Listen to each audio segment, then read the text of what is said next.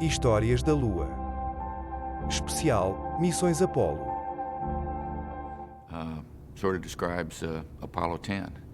Apollo 10 fit in between the one everyone remembers of Apollo 8, the first flight ever to go to the moon, Christmas Eve. Everyone remembers that. And of course, everyone remembers Apollo 11. But in between, there were two other flights called 9 and 10. Of course, 9 stayed in Earth orbit and checked out the lunar module for the first time, which was one of the most essential pieces of the spacecraft, or the second spacecraft that we needed to land on the moon. And then came Apollo 10. And it was time to go to the moon. As a matter of fact, Apollo 10 had been originally, as the fourth Apollo flight, was going to be the first attempt to land. But the lunar module, the lunar lander, got sidetracked when Apollo 8 went to the moon without it.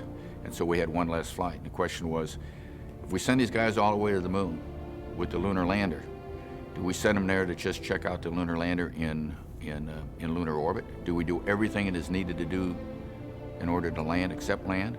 Or if we subject them to the risk of putting them on a Saturn V, traveling at 25,000 miles an hour, and we go all the way to the moon, 3-day flight, and we put them in orbit around the moon, and we separate the lunar lander from the mothership, the only way to get home, do we not take just a little bit more risk and let them land? And that was a big controversy.